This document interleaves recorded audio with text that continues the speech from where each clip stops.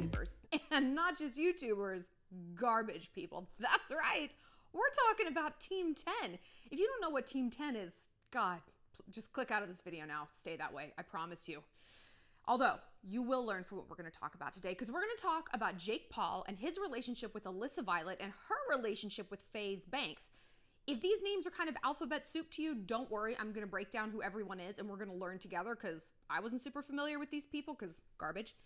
But more than that, we're not just going to talk about garbage. We're going to sift through garbage, and we're going to find treasure out of trash. We are going to talk about how not to lose yourself in a relationship. And you guys have been asking for this topic for a really long time, and I think it really speaks to how easy it is to just get caught up in a romance, and then when it goes bad, you have nothing left. We're going to fix that, and we're going to prevent it. But first, just want to remind you, if you want to connect with me and ask me a question one-on-one, find me on my website, shallonlester.com, and click Get Help. I answer you within 10 days. It's pretty fun. Guaranteed. Also, find me on my YouTube channel. I'm sorry. You're on my YouTube channel. We got it. Find me on my Instagram at shallonxo, where I let you suggest video topics, weigh in, and give me a whole bunch of guidance about what you guys want to see here. Also, on my website, you can shop some merch like this feminine feminist hoodie, some other fun phrases like enjoy 'em, destroy 'em, and sweet and savage. And also, please consider donating to the GoFundMe we have set up for a homeless mom of 3 living in Atlanta. We're planning some trips down there to get her into permanent housing and some job placement and really pull that family out of poverty. You can also shop her Amazon wish list for Christmas right here in the link in the video description, or you can donate directly to her via Venmo using this information. Her food stamps really don't provide much. She has to feed her entire family on less than $3 per person per day. That's less than $1 a meal. I can't do that. I can't do that. Can you? Probably not. And no one should have to. Not in a country as rich as America. We can't help everyone, but we can help them. And we're going to. Philanthropy. So let's talk about Jake Paul. Okay. So I have a content coordinator who helps me kind of figure out the backstory of some people who I might not know, because I'm getting so busy that she'll give me some video ideas. Hi, Marissa, you're wonderful.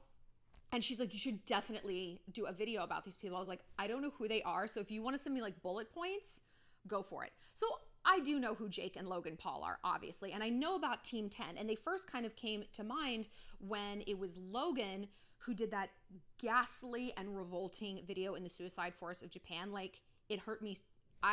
Suicide has affected my life in a huge way, and I know a lot of you guys have experienced it as well, and it was just so disgusting. And right after that, I was still an editor at Star Magazine.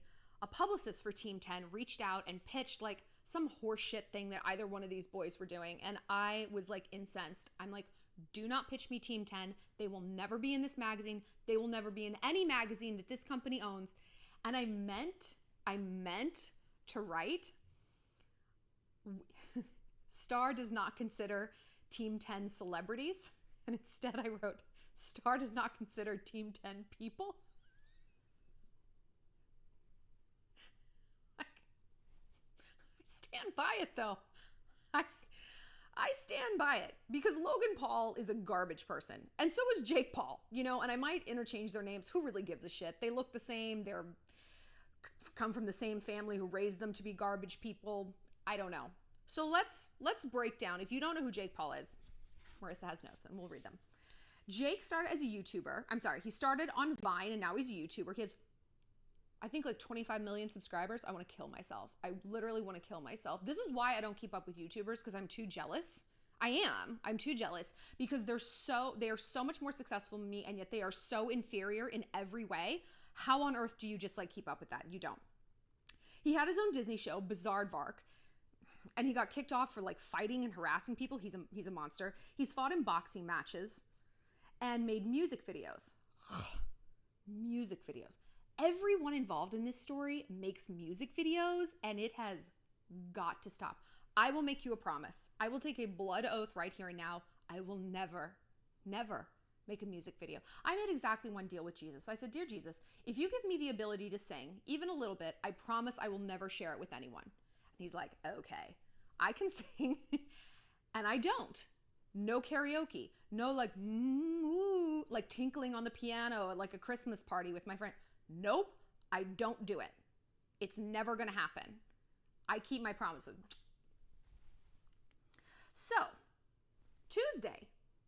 last Tuesday or something, Jake posted a video claiming that he is the reason why Alissa Violet, his ex, and Faze Banks broke up. Now, Alissa is an Instagram model / YouTuber, and Faze Banks, the name he seriously wants us to call him, became famous for playing video games on the internet. What a time to be alive, right? But Jake never elaborated on why he was the reason that they broke up. Now, Alissa has elaborated on why her and Faze broke up. Basically, he was cheating on her. Not just once, not just twice. He had hoes in every different area code. So she talked about the cheating and posted basically that she was like asleep in bed, couldn't find him like in the middle of the night, and turns out he was in the guest house banging some chick, right? Then Faze responded to this by tweeting, "I love you." He didn't at her, and she like was having none of it. She came clapping back with like, "Oh, did you love me? You were fucking a girl then? Did you love me? You were Snapchatting a girl in Vegas? Did you love me? You were doing this? Blah, blah, blah, blah, blah." Like she read him and dragged him to hell. And for the most part, people are, obviously siding with Alissa. But Alissa and Faze's relationship isn't so much what I want to talk about. It is kind of, but I want to talk more about her relationship with Jake. But actually, these dynamics are similar. And one person said it right. Like, Faze Banks used to make fun of Jake Paul and criticize him, and then he became him.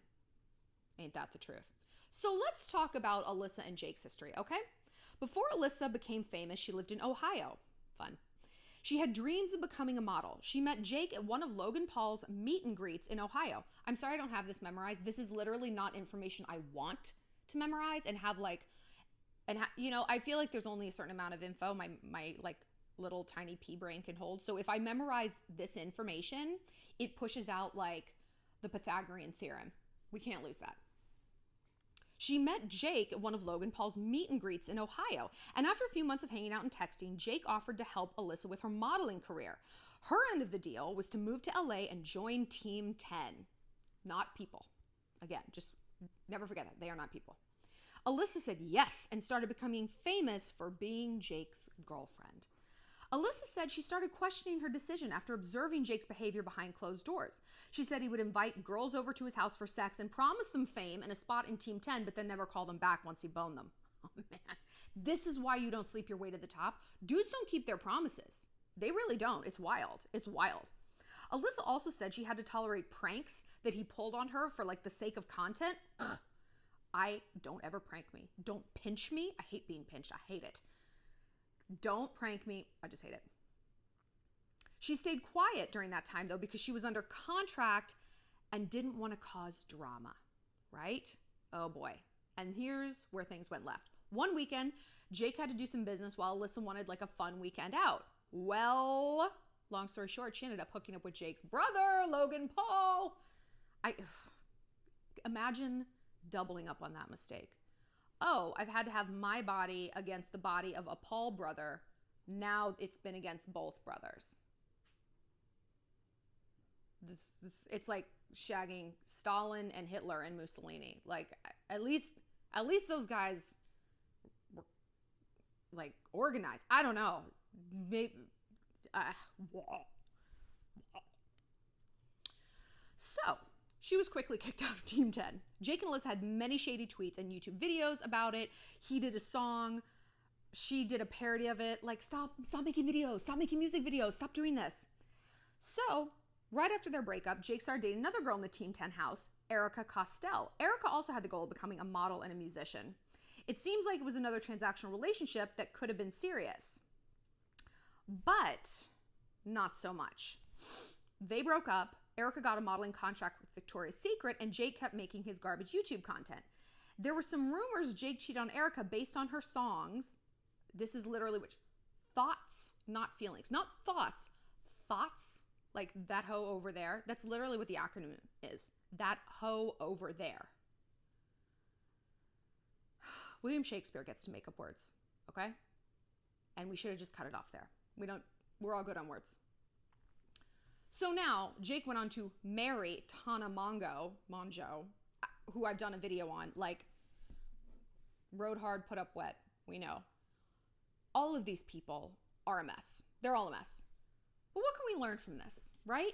Because we've kind of recapped this, and now it's just, we don't, oh, brother. Well, Jake had said something interesting when he talked about the reason, or he talked about breaking up Alissa and Faze. He didn't elaborate on it, but he said something weird. He said he likes calling up the mothers of his exes, like his ex-girlfriend's moms, to check in on them, even when the exes block his number. That is fucking crazy. And what does this tell us about Jake? It tells us that he is a control freak. And what do control freaks become? They become abusive.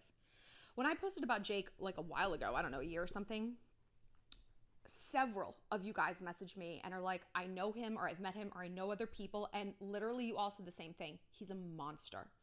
One of you was like, he will kill someone someday. He won't just kill someone, he'll torture them and he'll kill them, if he hasn't killed someone already. I'm not saying that he's like killed a bunch of prostitutes, but I bet if you dug up his yard, there would be bones, and I bet they would be the bones of women who had worked in prostitution. That's all I'm saying. That's all I'm saying. It doesn't mean he was the one that killed him. Maybe it just used to be a sex worker graveyard before he moved it. I don't know. But I agree with that assessment. There is something very wrong with him and very wrong with his brother. Psychopathy is related to spindle neurons, right? So, people like to think that psychopaths are the result of an abusive childhood. Sometimes, but very often, no, you're born that way. Narcissism can be a result, but narcissism is a personality disorder. Psychopathy it's a situation in your brain. It's spindle neurons. And the fewer spindle neurons you have, the less empathy you have. And the more you have, you're like a depressive, you're a tenderheart, you feel everything, you're an empath. Oh, you can't get over anything, So there's opposite ends of the spectrum. I believe the Paul brothers have maybe one spindle neuron between them. Maybe they pass it back and forth. Maybe it's divided like an atom. I don't know. But this guy sounds psychotic and abusive. And I look at Alissa and I'm like, because people seem to be really into her. Let's see. Actually, I didn't really investigate these people. What do they all look like?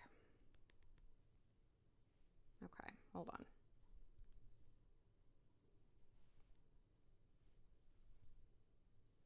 Alissa Violet. She's 22, 23. Oh, she's cute. She's cute. She's not gonna be a model, but she's cute. She could be an influencer. I wear a kicky hat and ankle boots. Is this a flower crown? She's cute, but she was probably the cutest girl in her high school in small town Ohio, and then you move to LA and you're suddenly a 6 where you were a 10 before. Yeah. Wait, do we kind of look alike? I don't know. I don't like looking like anyone, unless it's Hailey Baldwin or Taylor Swift, obviously. Okay, and let's see who Erica Costell is. Oh, she's pretty. She could be, yeah, she's more modelly. Oh, wait, what? Some of these pictures of her are weird. What is this? She looks like 50-year-old Gigi Hadid. Do you know what I mean? Gigi's still trying to look like Gigi, but she's had some, cheek implants. Yeah, and other ones, has she had a nose job? This is weird. She kind of looks like Teresa Giudice's kids. Do you know? Maybe the one who kind of made it out. She's cute, though. Oh, I saw her at the Victoria's Secret show. I was there for the last one in New York, and I remember this outfit, this white outfit, because I was like, who is this girl?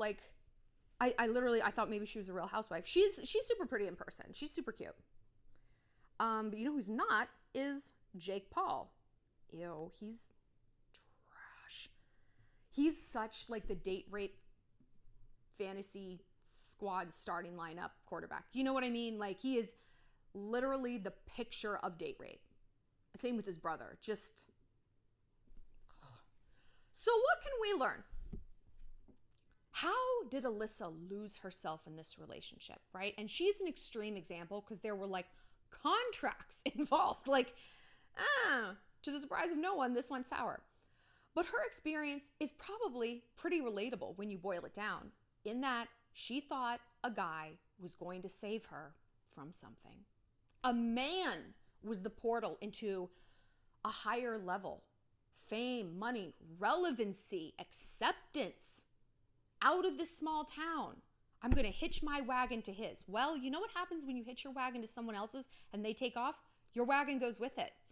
This is why we can't get lost in a relationship, because when they leave, we have nothing. We have absolutely nothing. And I know a lot of you guys have realized that the hard way. Almost all of us have, right?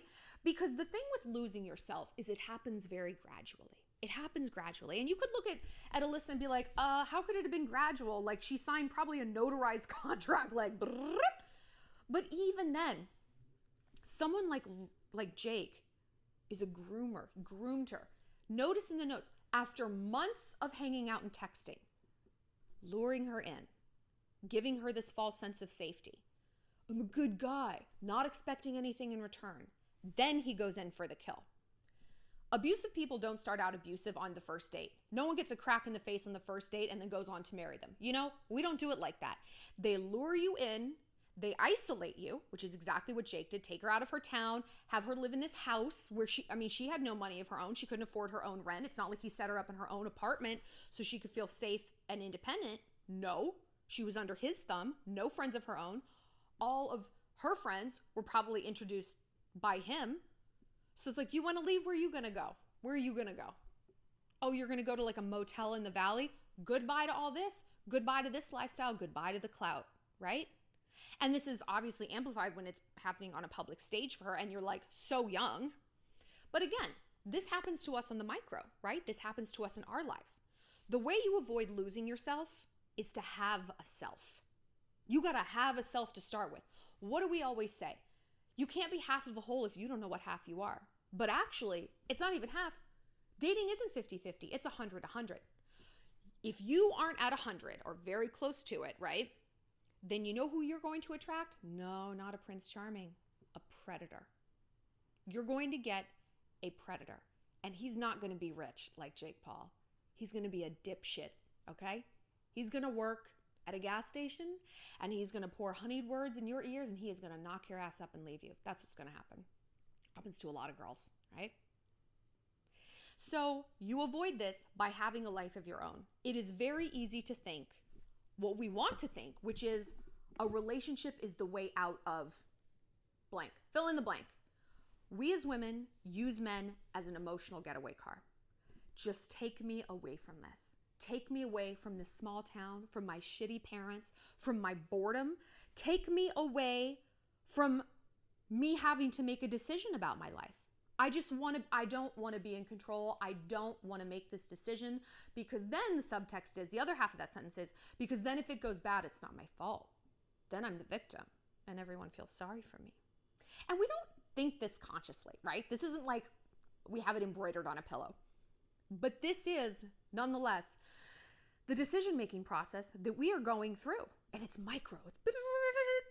And it becomes micro when we fail to pause and look at the worst-case scenario. I move out to LA. I live with Jake. He starts to cheat on me. I confront him about it. What do I think he's going to say?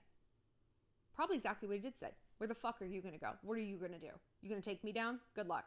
Go back upstairs. I'll be up when she's done with me. I bet that's probably pretty close to what he had to say to her. So you got to take the worst case scenario, you know? You got to start there and you have to work backwards. And then ask yourself, is this a worth it situation? Is this worth it? Is this outcome okay with me?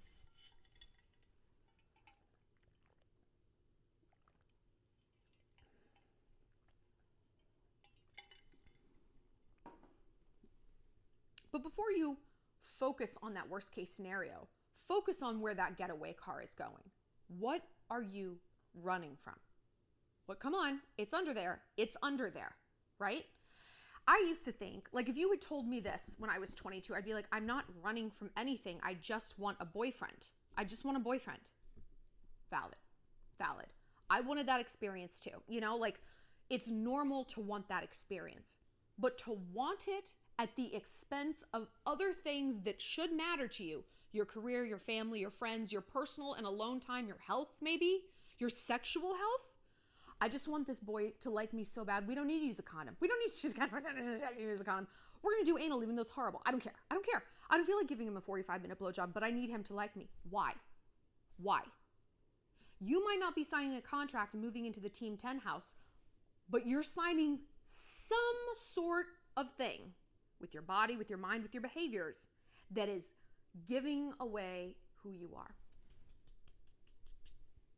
Spending yourself, your dignity, and your future like it's money. Like it's money. You might also be spending actual money on these guys, right? So sit with yourself and get really, really real. And if you don't want to get real, your friends do. Oh my God, your friends do. One of our friends was in this situation, so not an Alissa Violet, but she lost herself in this douche fuckboy train wreck of a scenario. We all saw the wreck coming. We all saw it coming. And we couldn't tell her nothing. We just had to sit back and like cover our ears while it happened. And had she been receptive to the message would have been, you are diving into this because you think you're off schedule. You think he's the only guy who's going to like you. You think you're running out of time. And the irony is, you stick with him, you will run out of time because he's just going to wind that clock down. He doesn't want kids. He doesn't want to commit to you. He doesn't care. But he's not going to tell you that because then his little minion, it's about control. Remember, it's about control. His little puppet and his harem evaporates. Well, he doesn't want that. He doesn't want that. So he's going to keep breadcrumbing you and giving you just enough to keep you hanging on. He's going to keep that getaway card running just a little faster than you can walk. So you're like, I guess I'll stay in here, right? She didn't want to hear it. And it blew up in her face. And like, thank God it did. Thank God it did. I mean, truly the worst case would have been the breadcrumbing for years. It's hard to hear feedback. I know. Who wants to be told they're doing something wrong? Who wants to think they're the architect of their own misfortune? Not me. I would much prefer to be like, oh, I'm a victim. I'm a victim. I'm a victim. Everybody love me if you're sorry for me. Being pitied is sometimes the most comforting feeling in the world. You're just like, I know, my life's so hard. And a little of that is fine. We all have to wallow. We do have to have our little pity party. When I go through something hard, I literally build time into my schedule for it. I put an alert in my phone. Cry time. It's cry o'clock. Go lay on your bed and listen to that Sam Hunt song, Drinking Too Much, on repeat this entire time. It's the most played song of 2019 for me. But like that's okay. And then you pick yourself back up and you keep facing reality, right? Because reality is facing you. Reality is coming. And you can't just keep unanswered, like hanging that phone up. You have to answer. And Alissa had to answer too. So how do you make sure you have a self? Because that's a really easy thing to say. Like, be strong, have your own life. Like, okay, well, how? Well, first of all, like I said, you have to understand what it is you're running away from. You have to follow that pain. In detective work, there's something they say, like, follow the lie. Follow the lie. Like, you think someone's doing something, that's where you go. And it's the same with psychology. Follow the lie you're telling yourself, right? There is truth under there, and your psyche wants to be heard. She needs to be heard. And girl, she'll do it the easy way or she'll do it the hard way. She'll do it the Alissa Violet way. And had Alissa, like, it sucks for her because her theory that this man was going to save her from something was not incorrect. He did. She's famous now, right? We're talking about her here on this channel, the way we talk about Beyonce or Taylor Swift or Hailey Baldwin. She has now made it. And the fact that she's relevant to the Shallongerage. Lucky us. But you have to figure out what that is. So let's say, what I think the most common things are I'm behind schedule and I'm irrelevant. I'm not valid. I'm not worthy. I'm not seen and like activated until the guy likes me. Or I'm bored and I don't know where I want to take anything in my life and I don't want to make decisions. So no one's going to question me about where my life is going if I get married or if I move in with my boyfriend. That's what I'm doing. I'm getting married. No, that's not actually an answer. And all the girls I know who did do that, like my sorority sisters who got married right out of school, man, they're miserable. They are almost like divorced from reality. They wish they were divorced in reality, but they're not. Because you still have to answer that question. Only once you've hitched your wagon, it becomes a lot harder to answer, because now you got to think about the boyfriend. You got to think about the husband. You maybe got to think about your kids and the mortgage and the car and the dog. Blah, blah, blah, blah. You don't get to make any decisions just for you anymore, because you didn't sit and just see that and be okay with not having all the answers and being a little bit scared and being like, I need some time to figure this out. Same with like, I'm not worthy, I'm not whole, I'm not a person. It's the same thing. It's the same thing. So the way you counteract this is to fill your life. You know what I'm gonna say. You know what I'm gonna say. Hobbies, interests, passions, goals, helping other people. This is the quadrifecta. We're working it. It's not a word. Look at me, making up words. Like I said, we shouldn't. This is what you need to do. You need to get so much data about yourself and about the world and about who you are and where you want to go. And how do you get data? How do scientists get data? Experiments. They try and try and try. They make a hypothesis. They try, oh no, it's not a data point. They do it again and again and again and again. The scientific method exists because that is truly how we should be living our lives, right? Hypothesis, investigation, data. So if you don't know where to go with your life, try some different things. Throw a bunch of hobbies at the wall and see what sticks. It doesn't have to become your career, but it has to do something else. It has to ignite something within you that feels authentic, passionate, and happy. Just purely happy. Because once you keep cultivating that feeling, and once you're doing so many things in your week or your month that make you feel like that, you're going to see the Jake Pauls of the world and be like, you don't make me feel like that. You make me feel cheap. You make me feel like a prostitute. Like I am giving myself to you. I don't want to give myself to you. I want to give myself to me. I like myself. I like it here. I don't need to move into the Team 10 house. I'm in my own house. I'm in my own emotional house, and I like it here. I have filled my emotional rooms with things that I enjoy. So I don't need to run from here like it's a burning building into your emotional house for shelter. I am my own shelter. This is not easy. This is truly our life's work. So don't think, well, I did it for a weekend and then we're good. But it also doesn't mean you have to be on a shelf and wearing a chastity belt and never date anyone and never get your hopes up about anything and never feel happy about a relationship. No. But your first relationship has got to be with yourself, girl. Because like I said, otherwise, if he's your whole identity and he leaves, so does your identity. The other thing you have to do is keep friends. Friends are crucial, because what did we say at the beginning of this video? What is the number one thing an abuser does? They isolate, right? They isolate so that they can have control over you. And again, this doesn't happen date 2. I think you should never speak to any of your friends again. This is gradual. You know, do you really think she's like your friend? I don't know. I feel like she talks shit about you. Why hang out with her? Stay on with me. It's tiny. It's gradual. Don't go out with those girls. They're such bad news. Or you go out and he calls you 55 goddamn times. So it's like, I don't even want to be out anymore. It's easier and it's less of a hassle to stay home. But you keep these friends as your priority. And now you have a reason to push back. And now you're able to pull back emotionally and view and be like, I'm looking at this objectively and neutrally, like a scientist. I'm cataloging data points. And this hypothesis that you're going to save me from something and you're the answer to all my problems, beep, bop, boop, boop, boop, it actually doesn't add up. That's not true. My friends make me feel really happy. You make me feel anxious. You make me feel anxious and fragile and unsteady. And like, if you left, I would have nothing. I don't feel like that about my friends. I don't think they're going to leave. And also, I don't have all of my eggs in their basket because I have all my eggs spread around. Me, my hobbies, my goals, my family, my friends, giving back to others, passions, interests. And bro, you're just one egg. You're just one small, flaccid egg.